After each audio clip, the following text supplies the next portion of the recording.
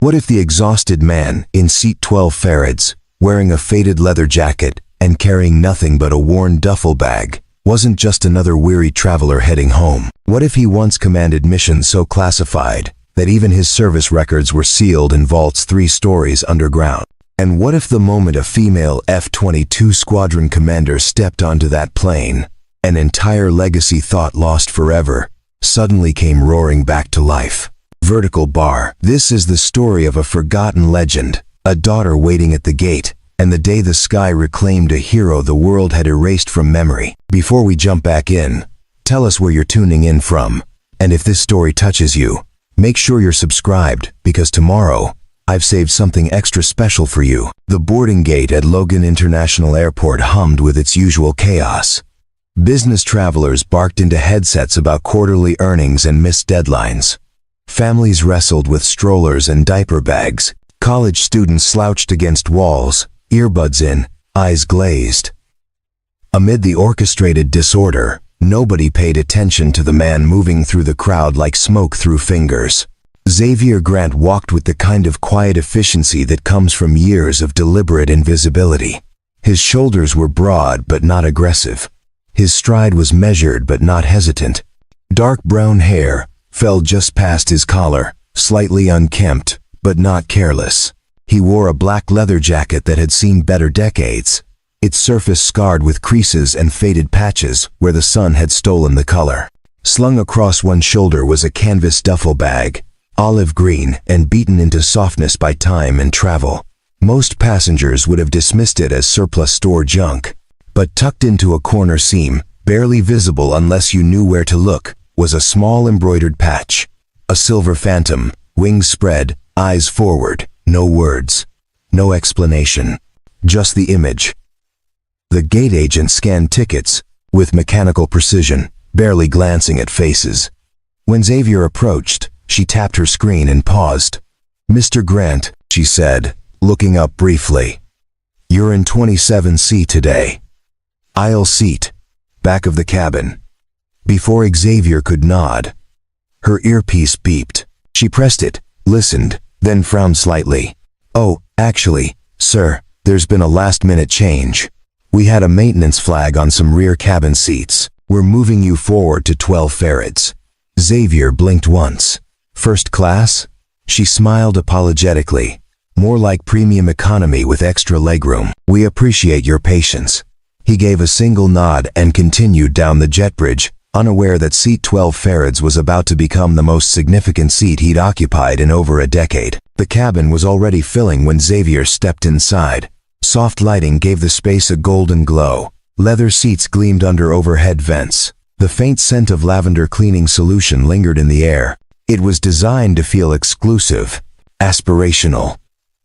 But Xavier had seen too much of the world to be impressed by upholstery. He moved down the aisle toward row 12. And that's when he noticed the man in 12E. Dylan Porter sat with his legs stretched into the aisle, designer loafers polished to a mirror shine, tailored blazer draped over the seat back. A platinum watch caught the light every time he gestured, which was often.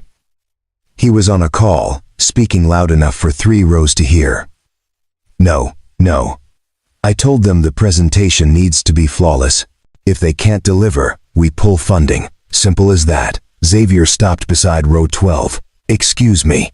Dylan glanced up, eyes sweeping over Xavier's worn jacket and duffel bag. His expression shifted from neutral to faintly amused. Hey," Dylan said, not moving his legs. "You sure you're in the right section?" A few nearby passengers glanced over. One man smirked. A woman in row 11 raised an eyebrow. Xavier kept his voice calm. 12 Farads. That's my seat."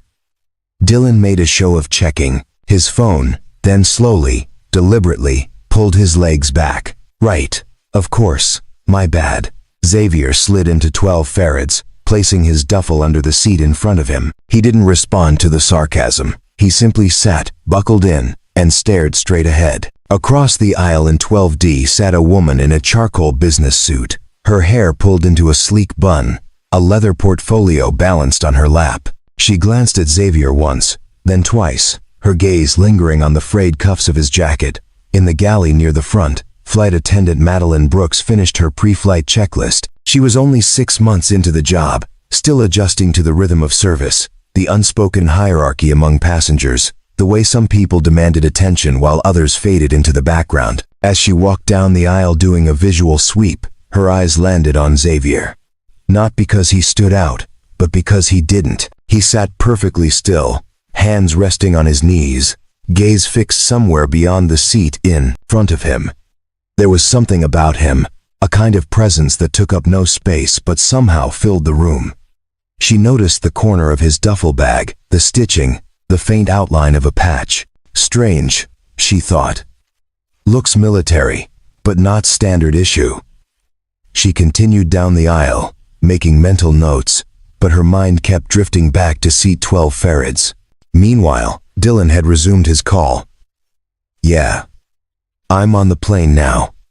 Should land in Seattle by 6. First class, obviously.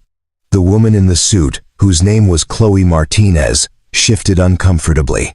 She worked in veteran outreach for a nonprofit and had learned to recognize certain tells: posture, eye movement, the way someone held silence. This man in 12 Farrads, he wasn't trying to blend in. He just was. She leaned slightly toward him. Excuse me. Xavier turned his head, his expression neutral but not cold. You prior service? She asked quietly. Xavier paused before answering. Used to be. What branch? Air Force. Pilot? He hesitated. Something like that. Chloe studied him for a moment longer, then nodded and returned to her portfolio. But the gears in her mind were turning. Something about his answer felt incomplete, not evasive, just careful. Dylan, overhearing the exchange, chuckled under his breath. Let me guess. Flew cargo planes? Maybe refueling tankers? Xavier didn't respond. Come on. Dylan pressed, grinning now. What's the call sign? Maverick? Iceman? Still nothing. Dylan shrugged and went back to his phone, but the seed of mockery had been planted. A few passengers had heard the exchange. Some looked curious, others looked uncomfortable. As the plane began to taxi, Madeline returned to the front galley. She pulled out her phone discreetly and typed into the search bar, Silver Phantom Patch Military. The results were sparse. A few forum threads, some speculation about discontinued units. Nothing concrete. She frowned, tucked the phone away, and prepared for takeoff. Outside the window, the runway stretched long and gray under a cloudy Boston sky. Xavier watched the ground crew moving in coordinated silence, their hand signals precise, their movements economical. He knew that language. He'd lived it. In his jacket pocket, folded small and soft from handling, was a handwritten note on lined paper. The handwriting was careful, looping, the kind that comes from someone still learning cursive. Dear Dad, I can't wait to see you. I drew you a picture of the plane you used to fly.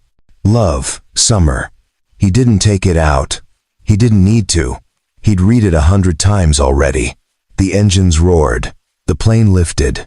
And for the first time in years, Xavier Grant felt the pull of gravity in reverse, the strange ache of leaving the ground, the memory of what it meant to fly. But he wasn't flying anymore. He was just a man in seat 12 Farrads, heading home to the only person who mattered. Or so he thought. The hum of the engine settled into a steady rhythm as the plane climbed through the cloud cover and leveled off at cruising altitude. The cabin lights dimmed slightly, casting a soft amber glow over the rows of passengers. Most had already reclined their seats, pulled out laptops, or closed their eyes. The flight from Boston to Seattle was just under 6 hours, long enough to disappear into work, sleep, or distraction. Xavier Grant did none of those things. He sat upright, hands resting lightly on the armrests, his gaze fixed on the seat back in front of him. To anyone watching, he might have seemed tense, uncomfortable. But the truth was simpler. He was just still. Stillness was something Xavier had learned a long time ago. Not the restless kind that came from boredom, but the disciplined kind that came from waiting. Waiting for orders. Waiting for clearance. Waiting for the moment when everything depended on not moving too soon. Now, years removed from that life, the stillness remained. It had become part of him, woven into his posture, his breathing, the way he occupied space without demanding it. In the seat beside him, Dylan Porter had finally ended his call and was scrolling through emails on a tablet. Every few seconds, he sighed dramatically, as if the weight of his inbox was a burden worth broadcasting. Across the aisle, Chloe Martinez opened her portfolio and began reviewing grant applications. Her organization worked with transitioning veterans, helping them find housing, employment, mental health support. She'd seen too many slip through the cracks, forgotten by the system they'd once served. It made her attentive to certain details, the way someone carried themselves, the quality of their silence. She glanced at Xavier again, just briefly. His jacket was old but well maintained. His hands were rough, calloused, but his nails were clean. His boots were worn but not falling apart. He wasn't homeless. He wasn't desperate. But he also wasn't polished. Wasn't trying to impress anyone. Preparing and narrating this story took us a lot of time. So if you are enjoying it, subscribe to our channel. It means a lot to us. Now back to the story. Who are you? She wondered. Behind them, in row 14, an elderly man with a veteran's cap leaned forward, squinting at the back of Xavier's seat. He couldn't see the patch from this angle, but something about the man's posture triggered recognition. He'd seen that bearing before. In mess halls. In briefing rooms. In the eyes of men who'd flown into places others refused to go. The man leaned toward his wife and whispered, "That fellow up there, row 12, he's one of ours." His wife glanced up from her book. "How can you tell? You just know." Meanwhile, Madeline Brooks moved through the cabin with a beverage cart, offering drinks with practiced efficiency. When she reached row 12, she paused. "Can I get you anything, sir?" she asked Xavier. "Water, please." She handed him a small plastic cup and a bottle. "Anything else?" "No, thank you." She moved to Dylan next. "And for you, sir, scotch, neat, and maybe some pretzels if you've got the good kind, not the cardboard ones." Madeline smiled politely, poured the drink, and handed over a snack pack. As she moved on, Dylan took a sip and leaned slightly toward Xavier. "So, cargo pilot, huh?" Xavier didn't look at him. "Never said that." "Well, you didn't say much of anything, which usually means there's not much to say." Xavier turned his head slowly, meeting Dylan's eyes with a calm, unwavering gaze. "Or it means there's too much." Dylan blinked, momentarily unsure how to respond. Then he laughed it off. "Fair enough, man. Fair enough." But the laugh was hollow, and Dylan knew it. An hour into the flight, turbulence rippled through the cabin. Nothing severe, just enough to rattle cups and jostle shoulders. The seatbelt sign chimed on, and the captain's voice crackled over the intercom. "Folks, we're hitting some light chop. Please remain seated with your seatbelts fastened." Most passengers complied immediately. But, in row 9, an older woman fumbled with her seatbelt, her hands shaking slightly. The buckle slipped from her fingers and clattered to the floor. Before anyone else could react, Xavier unbuckled, stood, and moved up the aisle. He knelt beside her seat, retrieved the buckle, and gently guided it into place. "There you go," he said softly. The woman looked up at him, startled, then smiled. "Thank you, young man. My hands aren't what they used to be." "No trouble at all." He returned to his seat, just as the turbulence eased. The seatbelt sign clicked off. Chloe had watched the entire exchange. She leaned toward him. "That was kind." Xavier shrugged. "Just helping." Most people wouldn't have moved. Most people aren't paying attention. She smiled faintly. "You always this observant?" "Comes with the territory." "What territory is that?" Xavier looked at her for a moment, then turned back to the window. "The kind you leave behind." Chloe didn't push. She could tell when someone was carrying weight they didn't want to unpack. Instead, she returned to her work, but her curiosity had deepened. Madeline returned to the galley and pulled out her phone again during a quiet moment. She searched. Discontinued Air Force units, Phantom insignia. This time, a single forum post appeared from 8 years ago. Does anyone remember Phantom Squadron? Heard. They were a Black Ops unit. Totally off book. No records, no acknowledgement. Supposedly disbanded after some classified incident. Anyone have intel? The replies were vague, speculative. One user claimed it was a myth. Another said they'd heard stories from a friend of a friend. Nothing concrete, nothing verifiable. Madeline stared at the screen, then glanced down the aisle towards seat 12 Farads. Could it be? She tucked the phone away, unsure what to do with the information, or if it even meant anything. Outside, the sky had cleared. Sunlight poured through the windows, painting the cabin in gold. Below, the landscape stretched endlessly, a patchwork of fields, forests, and rivers. Xavier watched it all pass, his mind drifting to a different sky, a different time. He remembered the weight of a helmet, the hum of instruments, the crackle of radio static. He remembered voices calling his name, not Xavier, but something else. Something he'd left behind. In his pocket, the note from Summer seemed to pulse with warmth. He could almost hear her voice, bright and insistent, asking when he'd be home, if he'd bring her something from the trip, if he'd teach her how to fly a kite the way he'd promised. He smiled faintly. She was 9 now, growing faster than he could keep up with. She had his eyes and her mother's determination. And every day, she reminded him why he'd walked away from the sky. Because some things mattered more than legends.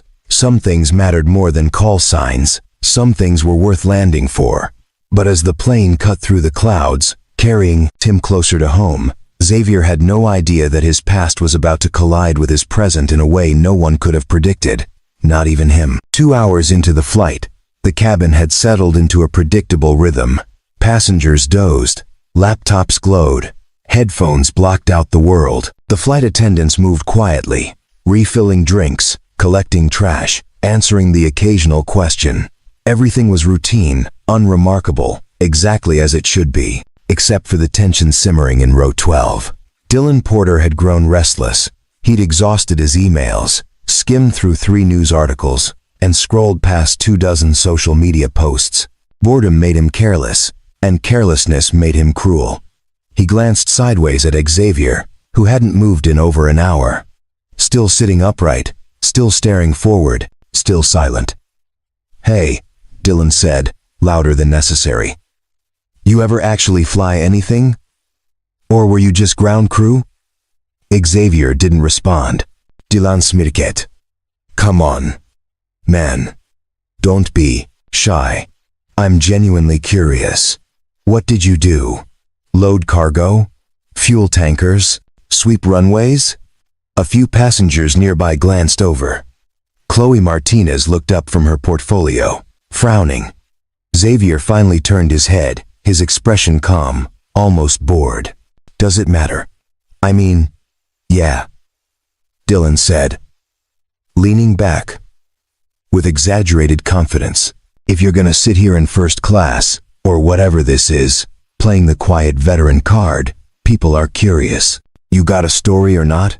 Xavier's jaw tightened, but his voice remained level. "I don't play cards." Right. The strong, silent type. Very noble.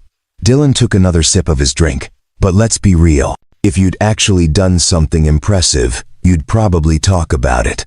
Chloe had heard enough. She leaned forward, her voice sharp. "Or maybe he doesn't need to prove anything to strangers on a plane." Dylan raised his hands in mock surrender. "Whoa. Okay. Just making conversation." "No," Chloe said. "You're making assumptions." Dylan shrugged and returned to his tablet, but the damage was done. The passengers who'd been listening now looked at Xavier with a mixture of curiosity and doubt. Was he really a veteran, or just someone wearing the costume? In the back of the cabin, the elderly man with the veteran's cap whispered to his wife again. "That boy up there doesn't need to say a word. I can see it in how he sits, how he waits. That's not something you fake." His wife patted his hand. Then why doesn't he defend himself? Because he doesn't need to. Madeline returned to the aisle, sensing the shift in atmosphere. She paused by row 12, glancing at Xavier. "Everything okay here, sir?" Xavier nodded. "Fine." She looked at Dylan, her expression neutral but firm. "And you, sir?" Dylan waved her off. "All good." She moved on, but made a mental note. Something about this situation felt fragile, like a string pulled too tight. Meanwhile, Xavier reached into his jacket pocket and pulled out the folded note from Summer. He unfolded it carefully, smoothing the creases with his thumb. The handwriting was looping and uneven, the drawing beside it even more so. A stick figure, with long hair standing beside a plane with oversized wings. "That's you, Daddy. You're the one who flies the fast planes. Love, Summer." He stared at it for a long moment, then refolded it and tucked it back into his pocket. Chloe watched the gesture, her expression softening. "Your daughter?" Xavier nodded. "How old?" 9. "She waiting for you in Seattle?" "Yeah." His voice was quieter now, almost tender. "Been gone 2 weeks. Longest I've been away since her mom passed." Chloe's breath caught. "I'm sorry." Xavier gave a small, sad smile. 3 years now. Cancer. She fought hard. That must have been difficult. It was. But Summer keeps me going. She's got her mother's fire. Chloe smiled gently. "She's lucky to have you." Xavier didn't respond, but the corner of his mouth lifted slightly. Dylan, overhearing the data exchange, shifted uncomfortably. For the first time, he felt a flicker of something he didn't like. Guilt, maybe. Or shame. He cleared his throat. "Look, man, I didn't mean to, come off harsh or whatever." Xavier glanced at him. "You didn't come off harsh, you came off insecure." Dylan blinked. "Excuse me?" "You heard me." The cabin fell silent around them. Even the hum of the engines seemed to fade. Xavier's voice remained calm, almost conversational. "You spent the last 2 hours trying to figure out if I'm worth your attention. That says more about you than it does about me." Dylan opened his mouth, then closed it. He looked away, face flushing. Chloe bit back a smile. Madeline, passing by again, caught the tail end of the exchange and had to suppress a grin of her own. An hour later, the plane hit another patch of turbulence, this time more sustained. The seatbelt sign chimed on again, and the captain's voice returned. "Folks, we're encountering some moderate chop. Flight attendants, please take your seats." Madeline moved quickly toward the jump seat near the galley, but as she passed row 7, a young boy, maybe 6 or 7, started crying. His mother tried to soothe him, but the shaking rattled his nerves. Xavier unbuckled and stood. "Sir," Madeline said, "you need to sit down." "I will. Just give me a second." He moved to row 7 and knelt beside the boy. "Hey, buddy. You okay?" The boy sniffled, shaking his head. "You know what this is?" Xavier asked gently, gesturing to the turbulence. "It's just the plane riding waves, like a boat on water." "Ever been on a boat?" The boy nodded. "Same thing. The plane's strong. It knows what to do. You're safe." The boy's breathing slowed. His mother mouthed a silent thank you. Xavier returned to his seat just as the turbulence eased. Dylan watched him sit down, then looked away, something shifting behind his eyes. Chloe leaned toward Xavier. "You're good with people. I'm good with the ones who matter." She smiled. "And the ones who don't? I just ignore them." Dylan, pretending not to hear, sank lower in his seat. Outside, the sun began its descent, painting the clouds in shades of amber and rose. The plane pushed forward through the sky, steady and sure. And in seat 12 Farrads, Xavier Grant sat quietly, thinking about the daughter waiting for him at the gate, the life he'd built away from the noise, and the name he'd buried so deep he'd almost forgotten it himself. Almost. But not quite.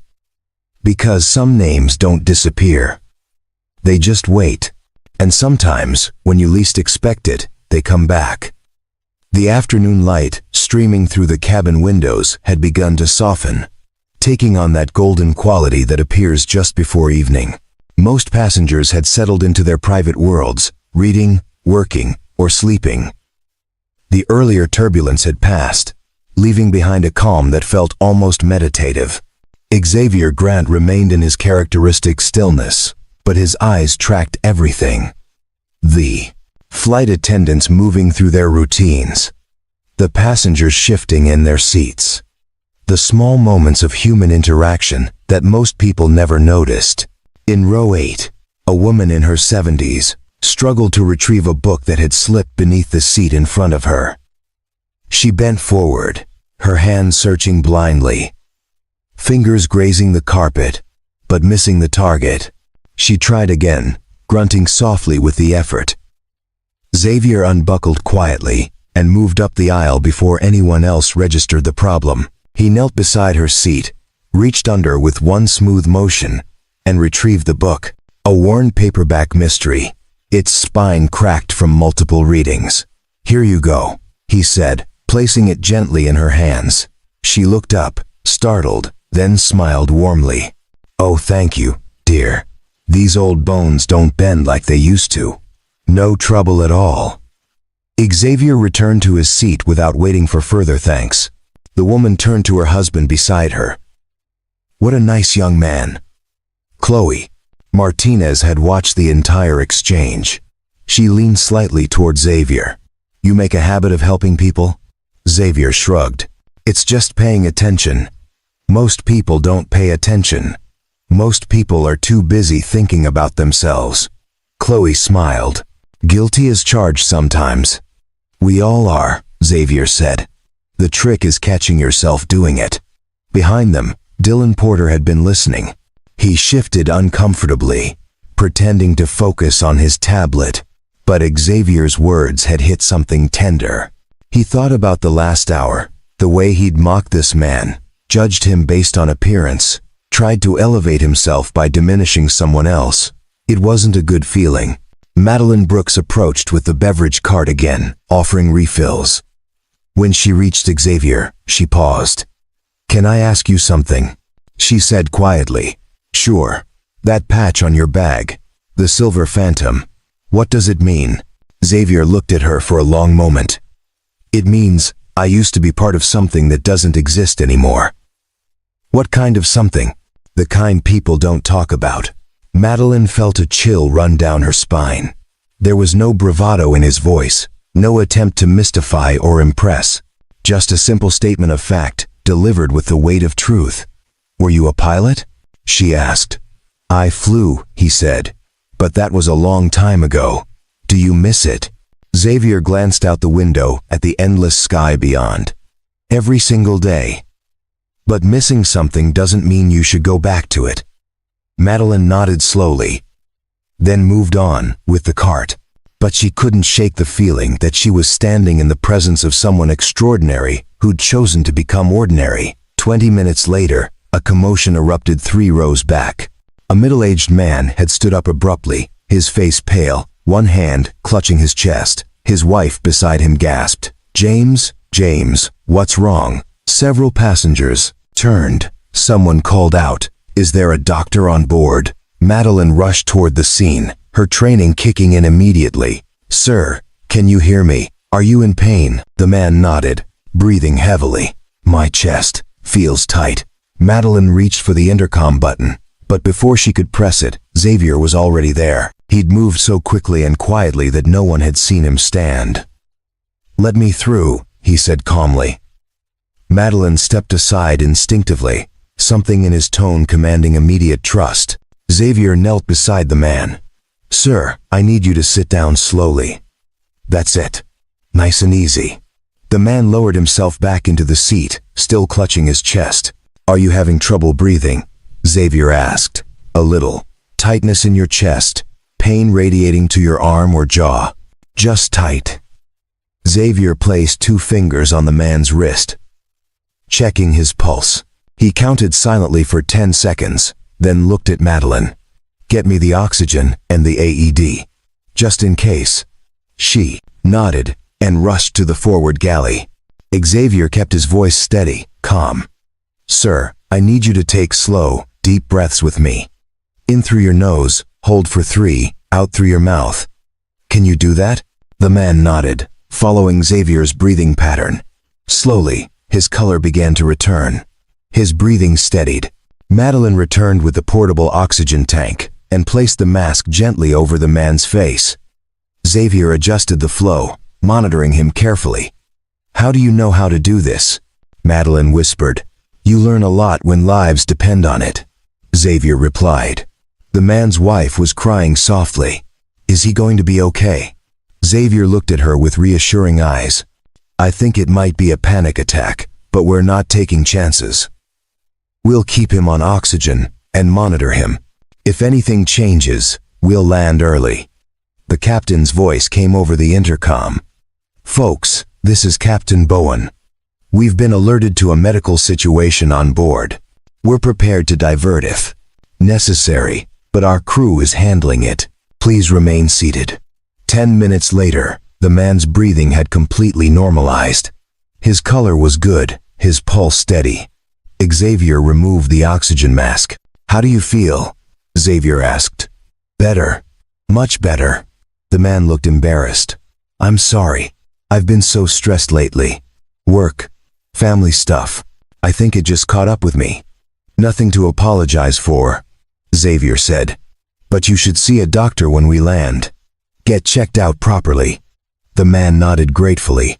"Thank you. I don't even know your name." "Xavier." "Well, Xavier, you might have saved my life." Xavier shook his head. "You're going to be fine. Just take care of yourself." He returned to seat 12 Farads, and as he sat down, the entire cabin seemed to exhale collectively. Passengers who had been watching began to murmur among themselves. Some looked at Xavier with newfound respect, others with curiosity. Dylan Porter stared at him openly now, all pretense of superiority gone. "Where did you learn to do that?" Xavier didn't look at him. "In places where help doesn't arrive in time." Dylan swallowed hard. "You're not just some guy, are you?" Xavier turned his head slowly. "I'm exactly some guy. The difference is what that guy used to do." Chloe leaned forward. "You were special operations, weren't you? Search and rescue? Medical evac?" Xavier's silence was answer enough. She sat back, her mind racing. This wasn't just a veteran. This was someone who'd operated at the highest levels. Someone trained to handle crisis with precision and calm. Someone whose name probably appeared in classified files, not public records. Madeline returned to the galley, her hands shaking slightly from the adrenaline. She pulled out her phone and typed again, "Phantom Squadron Search and Rescue Special Operations." One result appeared, buried in a military forum from 6 years ago. Phantom units were rumored to be rapid response teams for situations too dangerous for standard ops. They went in when everyone else pulled out. No records, no medals, no trace, just ghosts. She looked down the aisle at Xavier, her heart pounding. Could he really be one of them? Outside, the sun continued its descent, and the plane pushed westward through the sky. Inside, Xavier Grant closed his eyes briefly, allowing himself a moment of quiet. In his pocket, Summer's note seemed to glow with warmth. He could almost see her face, hear her laugh, feel her small hand in his. He was going home, and nothing, he thought, could stop that now. But he was wrong, because 20 miles ahead, an Air Force base was receiving an unusual alert, and on that base, a commander was reading a passenger manifest with widening eyes. The cabin had grown quieter after the medical emergency. Passengers who'd witnessed Xavier's calm competence now stole glances at him when they thought he wasn't looking. The elderly veteran in row 14 had stopped whispering to his wife and simply watched, a knowing expression on his weathered face. Dylan Porter hadn't spoken in over 30 minutes. He sat with his tablet dark in his lap, his earlier arrogance replaced by something that looked like shame mixed with reluctant admiration. Every so often, he'd glance at Xavier, open his mouth as if to say something, then close it again. Chloe Martinez had abandoned any pretense of working. Her portfolio lay closed on her lap while she processed what she'd seen. The way Xavier had moved, the medical knowledge, the command presence that emerged naturally without effort or announcement. This wasn't someone who'd served in a support role or spent their career behind a desk. She'd worked with enough special operations veterans to recognize the signs, the situational awareness, the controlled calm, the ability to assess and act while others were still processing what was happening.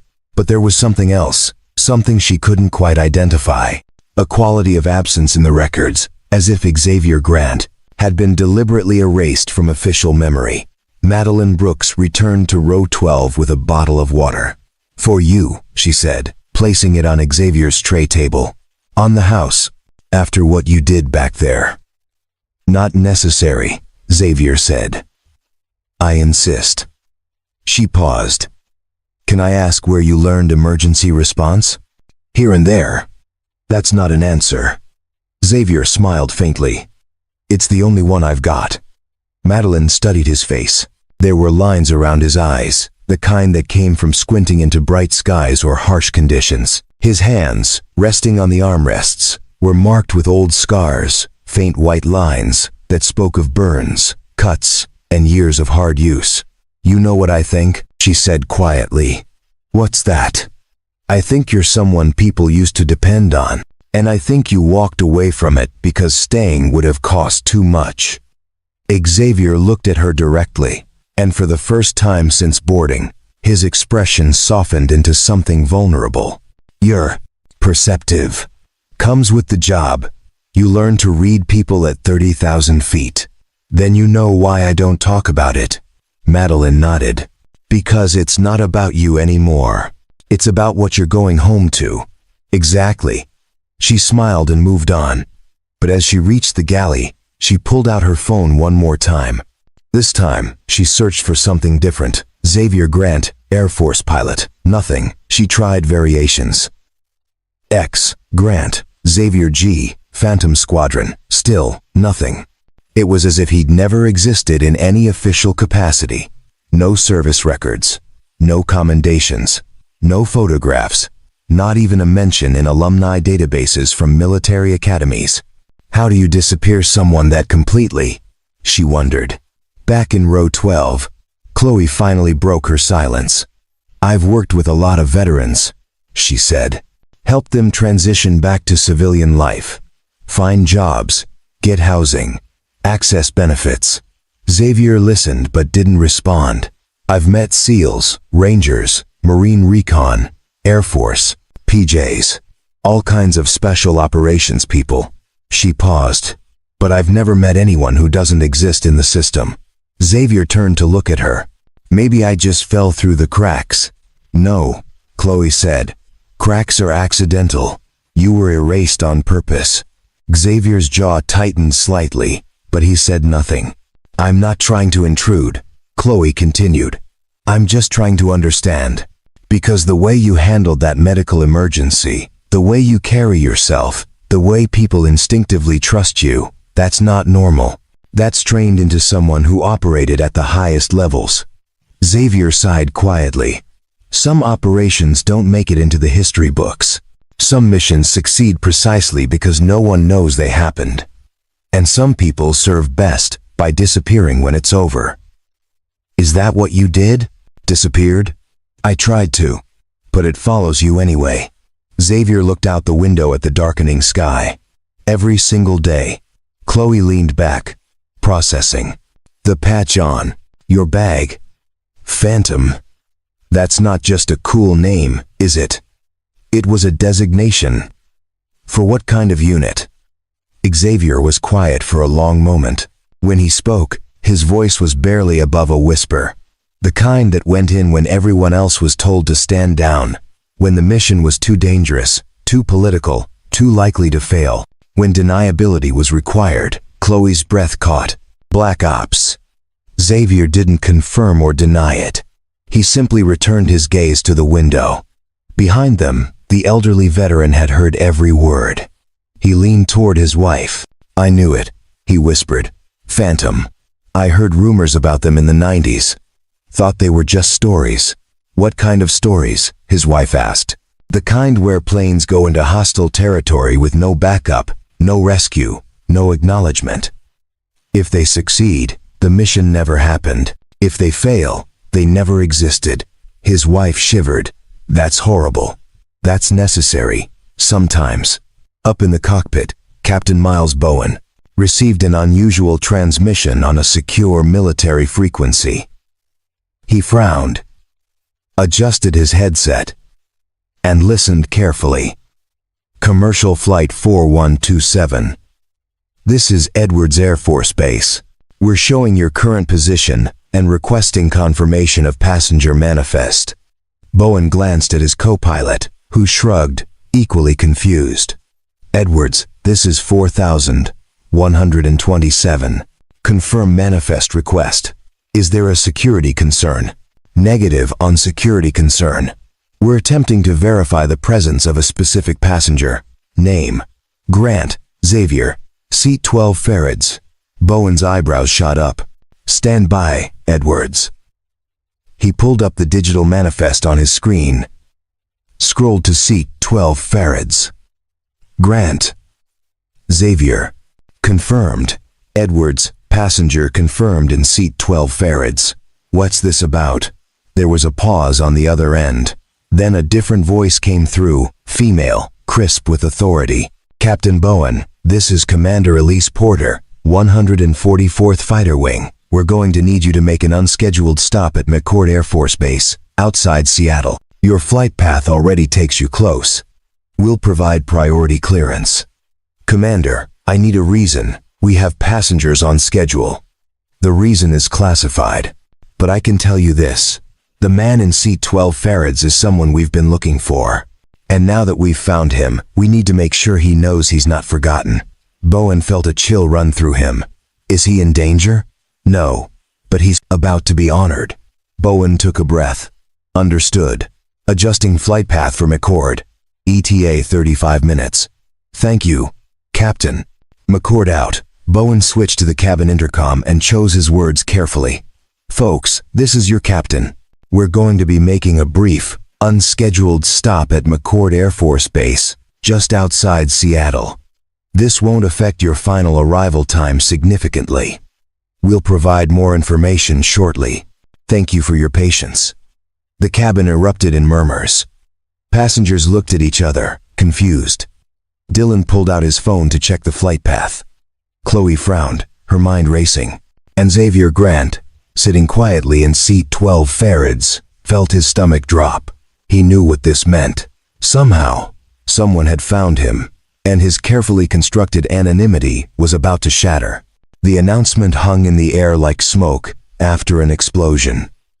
Passengers shifted uncomfortably, pulling out phones, checking maps, whispering questions to each other. An unscheduled military stop wasn't normal. It wasn't casual. It meant something had changed. Xavier Grant's hands tightened on the armrests. His breathing remained controlled, but Chloe, sitting close enough to notice, saw the subtle shift in his posture, the way his shoulders tensed, the way his eyes stopped tracking the cabin and fixed on a single point ahead. You okay? She asked quietly. Xavier didn't answer immediately. Finally, he said, They found me. Who found you? People I thought I'd left behind. Chloe's pulse quickened. Is that a bad thing?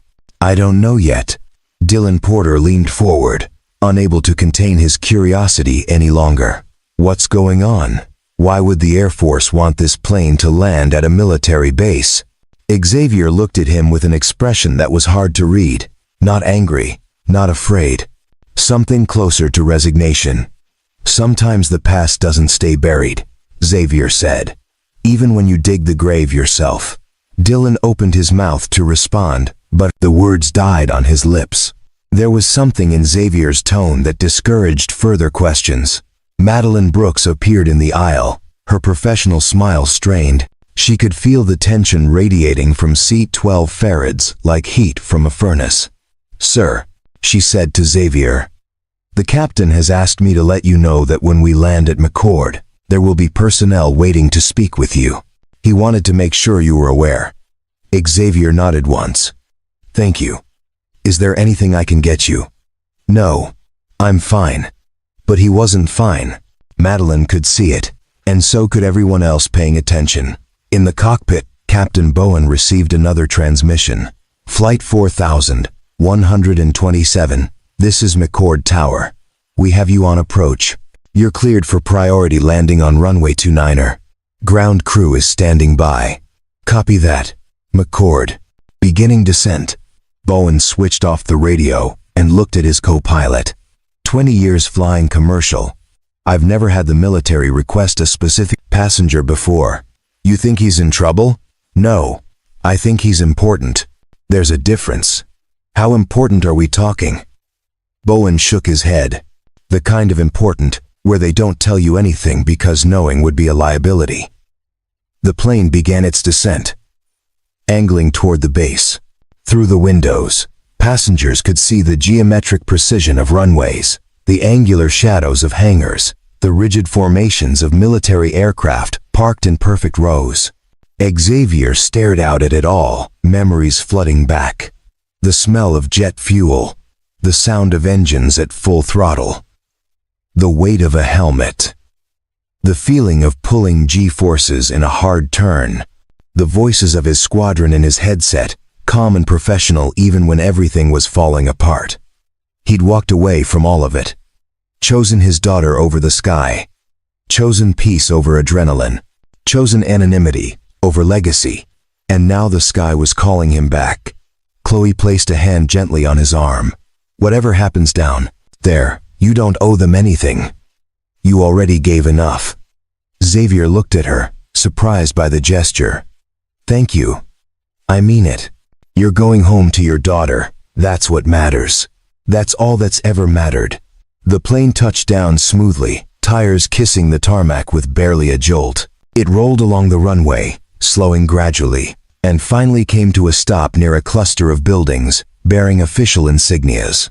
Through the window, Xavier could see them waiting. A small group of personnel in dress uniforms, 3 officers, 2 enlisted, and standing slightly apart from the others, a woman in a flight suit with commander's insignia on her shoulders. Even from this distance, even after all these years, Xavier recognized her. Commander Elise Porter, his former squadron leader. His breath caught in his chest. Chloe noticed. You know her. I used to. Good history. Or bad history. Xavier's voice was soft. The kind that saves your life and breaks your heart.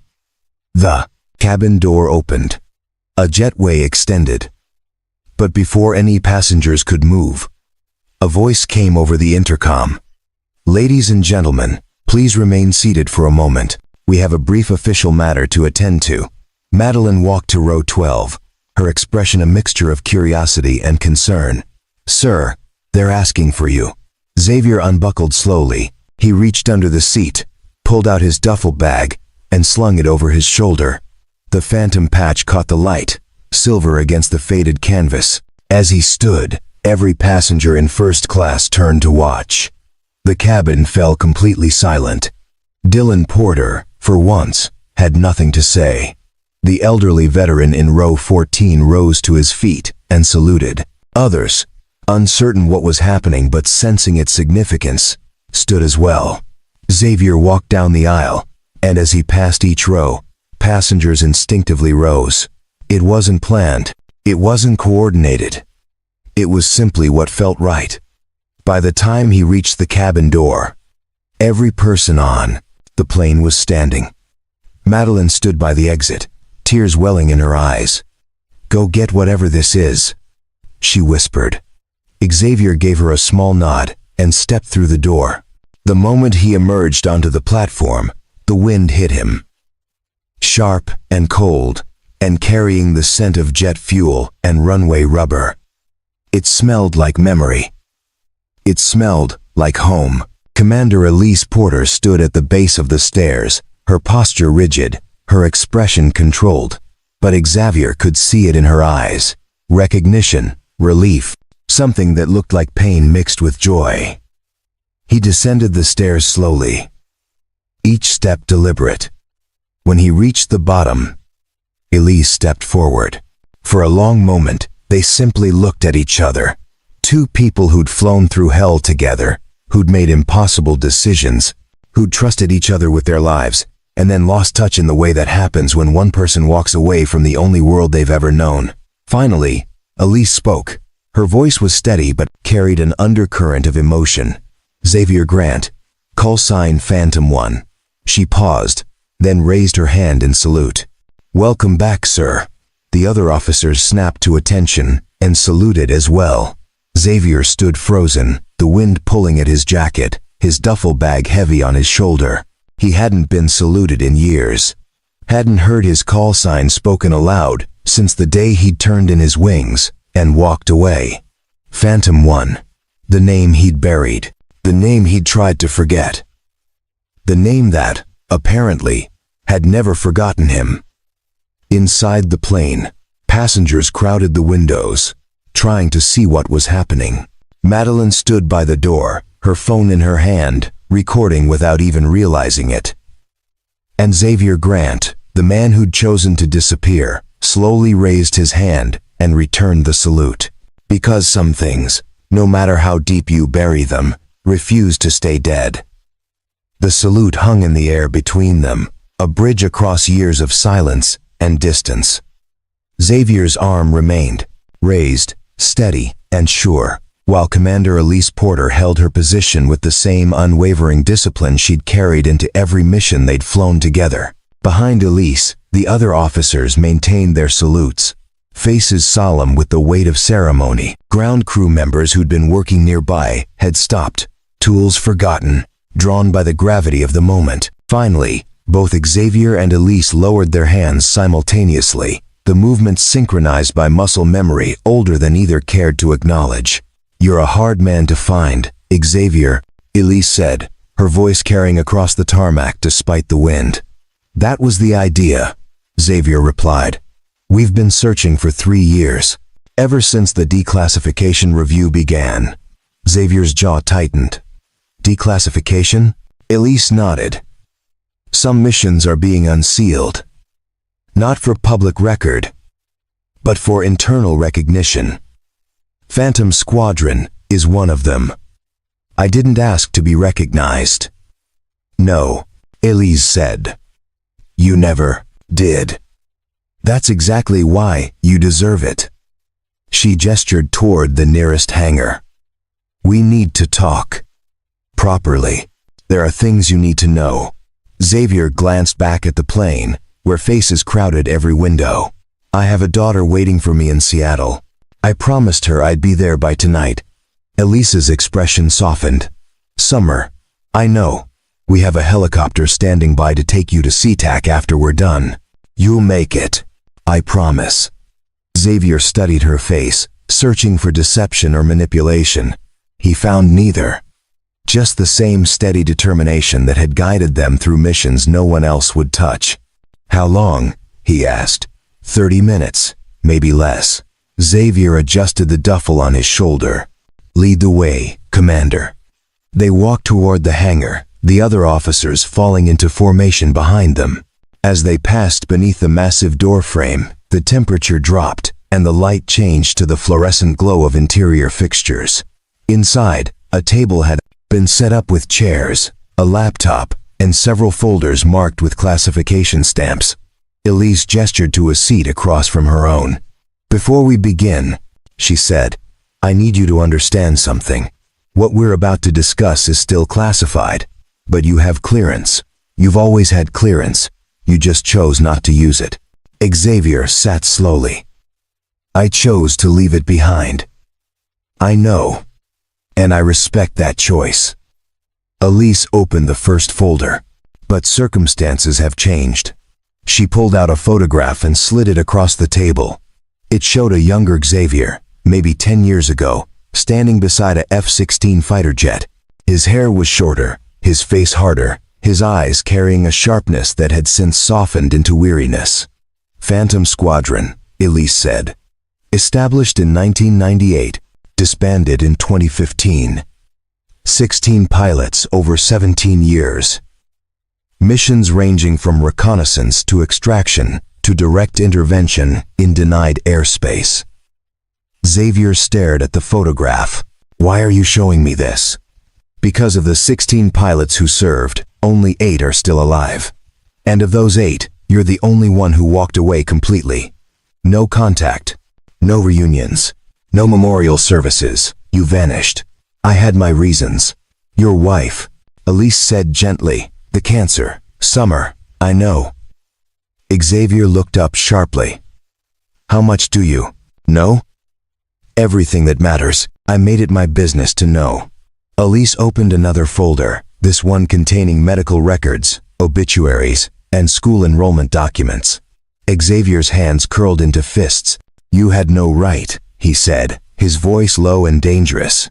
I had every right. Elise countered. You were my wingman. My responsibility. When you disappeared, I needed to know you were okay. Xavier stood abruptly, chair scraping against concrete. I'm not a mission objective. I'm not an asset to be tracked. No, Elise said, standing to meet his eyes. You're a hero who's been carrying grief and guilt alone for too long. The words hit Xavier like a physical blow.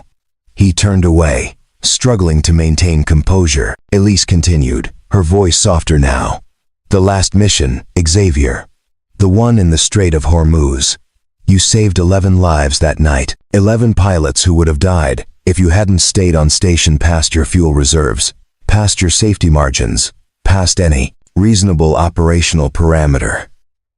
Xavier's shoulders tensed. I did what needed to be done. You nearly died doing it. Your engine flamed out over open water. You glided in on fumes and prayers. When you landed, your wings had stress fractures. Your airframe was held together by will and luck. But I made it back. And 3 months later, your wife was diagnosed. You put in for discharge. You disappeared. Elise walked around the table to face him. You left because you thought you'd used up all your luck.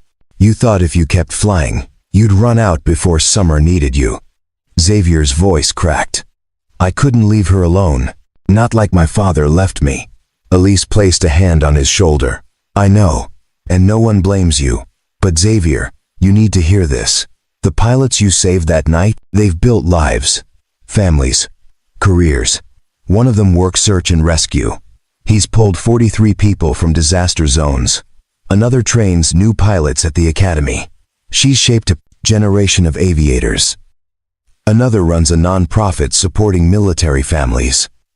Xavier looked at her, eyes glistening. Why are you telling me this? Because your sacrifice didn't end with that mission. It multiplied.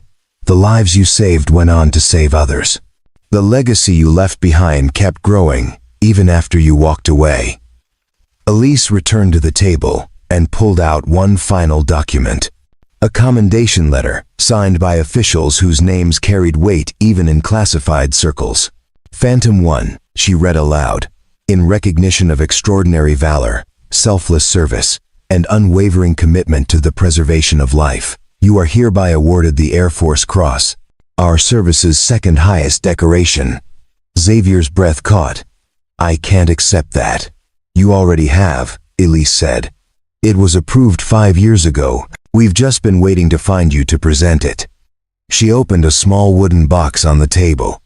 Inside, nestled in blue velvet, was a silver cross with an eagle in the center, suspended from a blue and white ribbon. Xavier stared at it, emotions warring across his face. Pride, shame, grief, gratitude. I don't deserve this, he whispered. Yes, you do. And more importantly, Summer deserves to know who her father really is. Not some washed-up pilot who walked away, but a man who sacrificed everything so others could live. Xavier reached out slowly, his fingers hovering over the metal. She thinks I fixed planes. I never told her I flew them.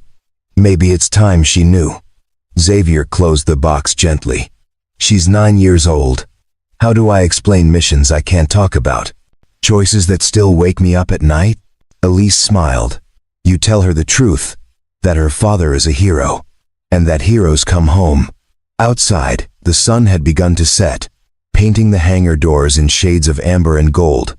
Inside, Xavier Grant held the box in both hands, feeling the weight of recognition he'd never sought, never wanted, but perhaps, finally, was ready to accept, not for himself, but for the little girl waiting at the gate, who deserved to know that her father's silence had been protecting something sacred. Her. Back on the plane, the cabin had transformed into a space of hushed anticipation.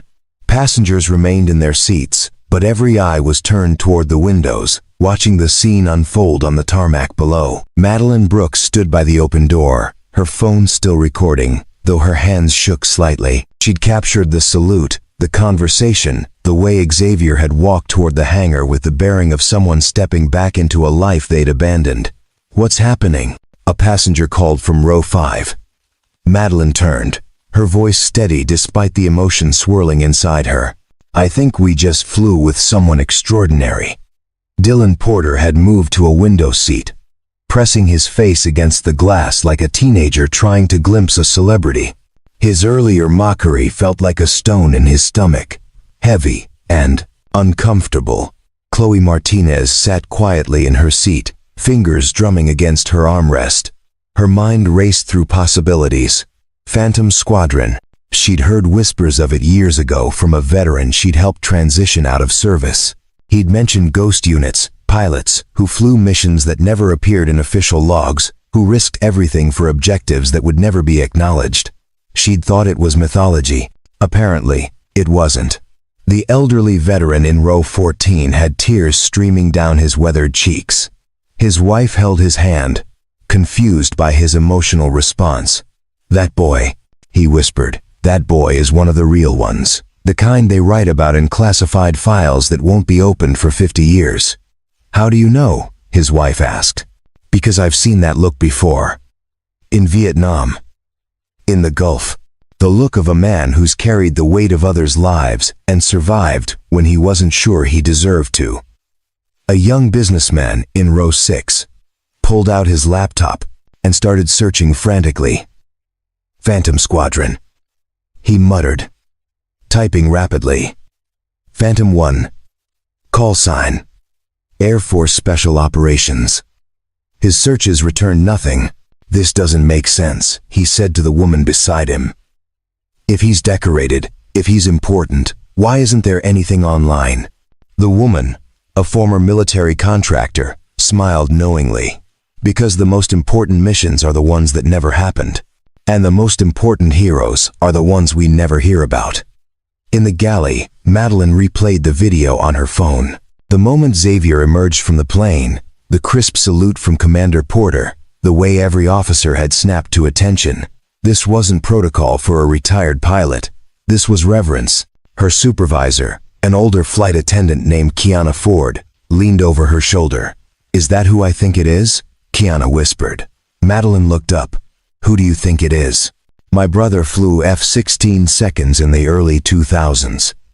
He used to tell me stories about a pilot they called Phantom. Said the guy flew missions that shouldn't have been possible. Brought people home when everyone else had given up." Kiana paused. He said, "Phantom disappeared after some mission went wrong. Or went right.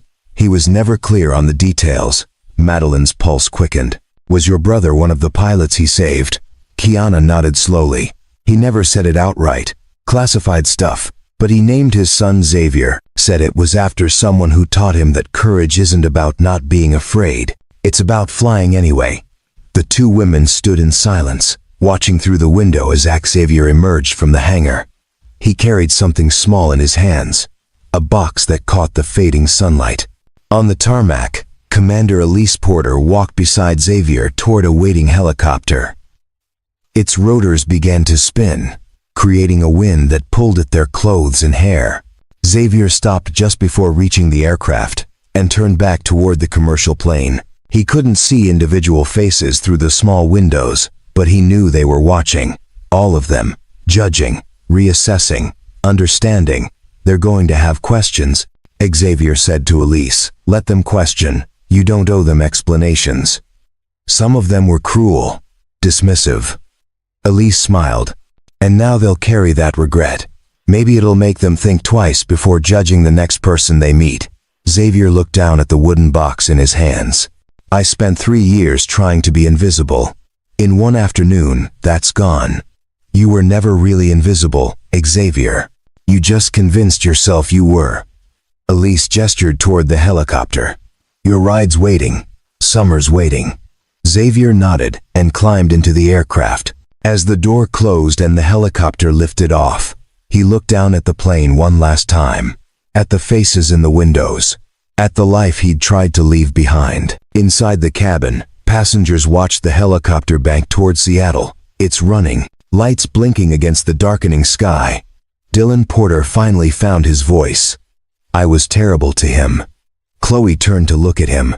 Yes, you were. I judged him based on his jacket, his bag, the way he looked. Yes, you did. Dylan slumped in his seat. How do I fix that? You can't, but you can learn from it. A teenage girl in row 8 raised her phone, capturing video of the helicopter as it disappeared toward the horizon. My friends aren't going to believe this, she whispered. Her mother placed a hand on her arm. Maybe you don't post it. Maybe some moments are meant to stay private. The girl lowered her phone, considering. But people should know. He's a hero. He is. But he chose privacy for a reason. The best way to honor him is to respect that choice. The girl nodded slowly, deleting the video. Madeline made an announcement over the intercom. Ladies and gentlemen, we'll be departing for Seattle in approximately 15 minutes. Thank you for your patience during this unusual stop. Sometimes the universe reminds us that every person has a story worth respecting. She clicked off the mic and turned to Kiana. Should we tell people who he was? Kiana shook her head. We let them wonder. Wonder is better than certainty sometimes. It keeps people humble. Back in the cabin, the elderly veteran stood and addressed the passengers around him. I don't know what you all witnessed today, but I want you to remember something. The man who sat in seat 12 Farads, who helped people without being asked, who saved someone's life mid-flight, who walked off this plane to a military honor guard, that man represents something we've lost. What's that? Someone asked. Quiet service. Humble sacrifice. The idea that heroism doesn't require an audience. Several passengers nodded. A few wiped tears from their eyes. Dylan Porter pulled out his phone and opened the email draft he'd started earlier, the one mocking Xavier. He stared at it for a long moment, then deleted it. In its place, he typed something new. Today I learned that you can't judge a person's worth by their appearance. I sat next to a hero and treated him like he was beneath me. I'll carry that shame as a reminder to do better, to see better, to be better. He saved it as a draft, unsure if he'd ever send it, but needing to write it anyway. Outside, the sun completed its descent, and the base lights flickered on, illuminating runways and hangars in geometric patterns. The commercial plane prepared for departure, engines warming, crew completing final checks, and in every seat, in every heart, something had shifted. Because sometimes you fly with angels and don't realize it until they spread their wings. The helicopter cut through the evening sky with purposeful speed, its rotors thumping a steady rhythm that Xavier felt in his chest. He sat in the passenger compartment, the wooden box containing his medal resting on his lap, while the pilot navigated towards SeaTac International Airport. Through the window, Xavier watched the landscape transform from military precision to civilian sprawl. Highways snaked through valleys, subdivisions clustered around commercial centers, and somewhere down there, in the arrivals terminal, Summer was waiting. His phone buzzed. He pulled it from his pocket and saw a text from his neighbor. The woman who'd driven Summer to the airport. She's been at the window for an hour, won't sit down, keeps saying she'll see your plane first. Xavier smiled, typed a response. Tell her I'm coming. Tell her I'm almost there. The pilot's voice crackled through the headset. Sir, we're 10 minutes out. They're clearing a landing pad for us on the north side of the terminal. You'll have direct access to arrivals. Thank you, Xavier replied. As they approached the airport, Xavier noticed something unusual. Below, on one of the distant runways, 2 F-22 Raptors sat in formation, their canopies catching the last rays of sunlight. They weren't taking off or landing. They were simply there, positioned like sentries. "What's that about?" Xavier asked the pilot. The pilot's voice carried a smile. "Commander Porter arranged it, sir. Said you deserved an escort, even if it's just symbolic." Xavier's throat tightened. Elise hadn't mentioned this, but it was exactly the kind of gesture she would make, honoring him in a way that required no audience, no fanfare, just respect, expressed through presence. The helicopter descended, touching down gently on a marked pad near a service entrance. Ground crew immediately approached, securing the aircraft and opening the passenger door. Xavier stepped out, duffel bag over his shoulder, metal box tucked carefully under one arm. A security officer waited nearby, radio in hand. "Mr. Grant? I'm Officer Landon Pierce. I'll escort you to the arrivals terminal." "Thank you." They walked through a series of corridors, past baggage handling systems and employee break rooms, following signs that eventually led to a set of doors marked "Arrivals. Public Access." Officer Pierce paused before opening the door. "Sir, I just want to say, my father served in Desert Storm. He always told me the real heroes are the ones who come home and don't talk about it. I think he would have respected you." Xavier nodded, unsure how to respond. "Thank you. That means more than you know." Pierce opened the door. The arrivals terminal exploded with noise and movement. Families reuniting. Business travelers rushing toward ground transportation. Children running between luggage carts. The chaos of civilian life in full display. And there, pressed against the window barrier, stood Summer. She was taller than Xavier remembered, her dark hair pulled into a ponytail, wearing the purple jacket he'd sent her for her birthday. Her eyes scanned the crowd desperately, searching. Then she saw him. "Daddy." The word tore from her throat like a battle cry. She launched herself over the barrier, ignoring the protests of the neighbor trying to hold her back, and ran across the terminal floor. People scattered, smiling, creating a path. Xavier dropped his duffel bag and caught her mid-flight, lifting her into his arms as she wrapped her legs around his waist and her arms around his neck. "You came back," she sobbed into his shoulder. "You came back. Always." Xavier whispered, his voice breaking. "I'll always come back." She pulled away slightly, looking at his face with tear-streaked cheeks. "You look different." "Different how?" "Like you're not hiding anymore." Xavier's breath caught. How did she know? How could a 9-year-old see what he'd been doing to himself for 3 years? "I'm not hiding," he said. "Not from you. Never from you." Summer noticed the wooden box tucked under his arm. "What's that?" Xavier set her down gently, knelt to her level, and opened the box. The Air Force Cross gleamed in the terminal lights, its silver surface reflecting their faces. "This," Xavier said carefully, "is something they gave me for work I did a long time ago, before you were born. Before I became your dad." Summer's eyes widened. "Is it a treasure?" "Sort of. It's a reminder." "Of what?" "That sometimes people do hard things so other people can be safe. And sometimes those people don't talk about it because the work isn't about being famous. It's about keeping promises." Summer touched the metal gently, her small fingers tracing the eagle's wings. "Did you keep your promises?" "I tried to. And when I had to choose between one promise and another, I chose you." She looked up at him, her expression serious beyond her years. "Because I'm your most important promise. Because you're my only promise that matters." Summer threw her arms around his neck again, and Xavier held her. The metal box forgotten on the floor, the terminal noise fading to background static. Around them, people had stopped to watch. Some pulled out phones, not to record, but to wipe tears from their eyes.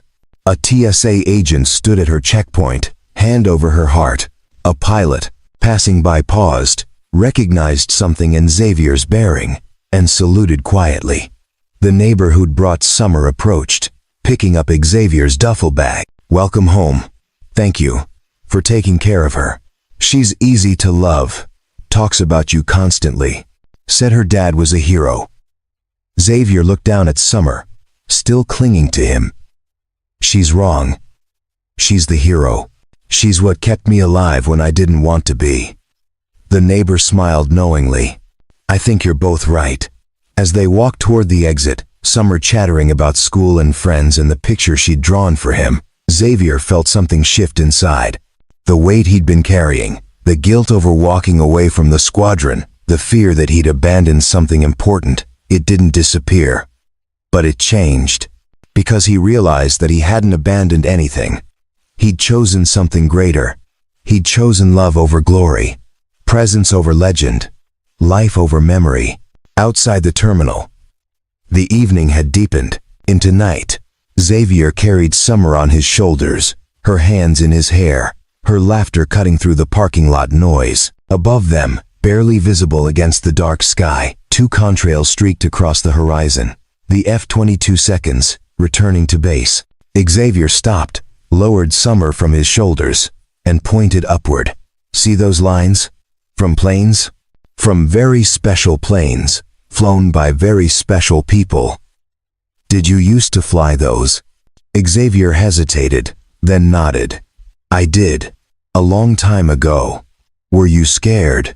"Every single time. But you did it anyway. Because that's what you do when people need you. You fly anyway." Summer considered this, then took his hand. "I'm glad you stopped flying. I like having you here." Xavier squeezed her hand gently. "Me too, sweetheart. Me too." They walked toward the car, past families and travelers, past the mundane machinery of daily life. Behind them, the terminal glowed with artificial light. Above them, the stars began to emerge.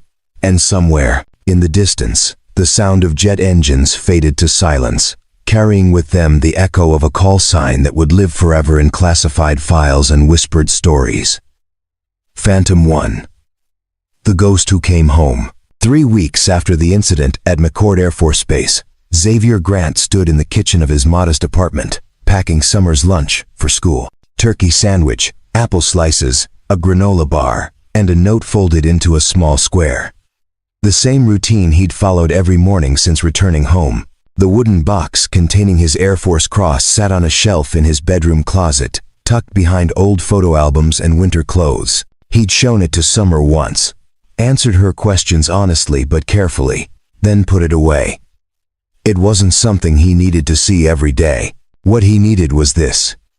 The sound of Summer brushing her teeth in the bathroom, the smell of coffee brewing, the morning light streaming through windows that overlooked a parking lot instead of a runway. "Daddy, can you braid my hair?" Summer called from the hallway. "Come here." She bounded into the kitchen, hairbrush in hand, and sat on the chair he'd pulled out. Xavier's large, scarred hands worked through her dark hair with surprising gentleness, weaving 3 strands into a pattern his wife had taught him years ago during her final months. "Kiana from school said her mom saw a video of you online," Summer said, "with soldiers saluting you." Xavier's hands paused briefly, then continued braiding. "What did you tell her?" "I said my dad helps people. That's what heroes do." "And what did Kiana say?" "She said her mom cried watching it. She said you looked sad." Xavier tied off the braid with an elastic band and turned Summer to face him. "I wasn't sad. I was remembering people I used to know. People who aren't here anymore." "Because they flew away?" Xavier smiled faintly. "Something like that." Summer hugged him suddenly, fiercely. "I'm glad you stopped flying. I don't want you to fly away. I'm not going anywhere, sweetheart. Not anymore." The video Kiana's mother had seen was the one Madeline Brooks had recorded. Despite the airline's request that she delete it, she'd shared it with a military family support group she volunteered with. From there, it had spread quietly through veteran communities, never going viral, never reaching mainstream news, but circulating among those who understood what they were witnessing. Xavier had received a handful of messages through old contacts. Other Phantom Squadron members reaching out, sharing their lives, their families, their gratitude.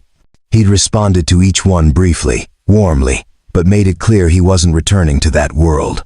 Commander Elise Porter had texted him twice, once to make sure he'd arrived home safely, once to invite him to a squadron reunion. He'd declined the reunion politely. Some doors, once closed, were meant to stay that way. After dropping Summer at school, Xavier drove to his job at a small aviation museum on the outskirts of Seattle. He worked in aircraft restoration, bringing old planes back to display condition. The pay was modest. The work was physical, and nobody asked about his past. His supervisor, an elderly man named Ryder Maxwell, who'd flown cargo planes in Vietnam, had recognized something in Xavier from the first interview but never pushed for details. This morning, Ryder met him at the workshop door. "Got a visitor," Ryder said. "Waited outside for you." Xavier's chest tightened. "Who?" "Didn't give a name. Just said she flew with you once." Around the corner of the building, Chloe Martinez waited beside her car. She wore jeans and a light jacket, her hair down instead of pulled back in the professional style she'd worn on the plane. "Chloe," Xavier said, surprised. "What are you doing here?" "I tracked down where you worked. Wasn't hard, honestly. Small community when you know where to look." She smiled. "I wanted to apologize." "For what?" "For pressing you on the plane. For not respecting your privacy when it was clear you wanted to be left alone." Xavier leaned against the workshop wall. "You didn't do anything wrong. You were just trying to understand. Still, I work with veterans every day, and I should have recognized that not everyone wants their service acknowledged publicly." She paused. "I also wanted to tell you something. That day changed how I do my work." "How so?" "I stopped assuming I know what veterans need. I started asking more, listening better, understanding that healing looks different for everyone." Chloe pulled an envelope from her jacket. "This is from the nonprofit I work for. We're starting a fund for veterans who want to transition quietly, without the spotlight, without the pressure to be public about their service. We're calling it the Phantom Fund." Xavier took the envelope, opened it. Inside was a simple card with the fund's information and a handwritten note. "For those who served in silence and deserve to heal the same way." His throat tightened. "I don't know what to say." "You don't have to say anything. Just know that what you represent, that quiet dignity, it matters. It helps people." After Chloe left, Xavier stood in the workshop, surrounded by half-restored aircraft, holding the card in his hands. Around him, the smell of paint and oil mixed with the scent of old canvas and metal. It was honest work. Simple work.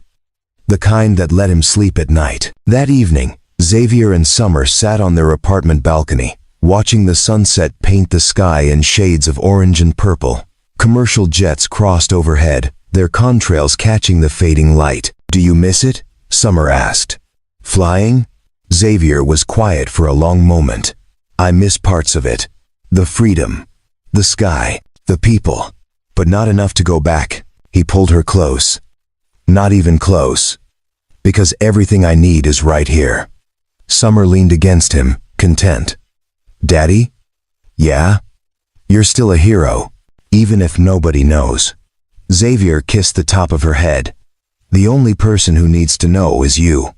Above them, another plane crossed the sky, its engines a distant whisper. Xavier watched it pass, felt the familiar pull in his chest, the muscle memory of stick and throttle, of speed and altitude, and the endless blue. Then he looked down at his daughter and felt something stronger.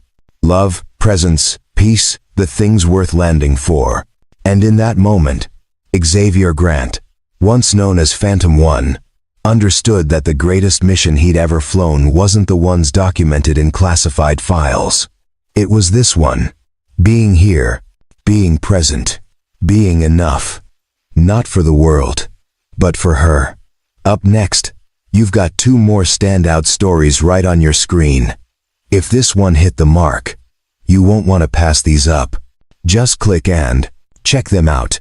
And don't forget to subscribe and turn on the notification bell so you don't miss any upload from us.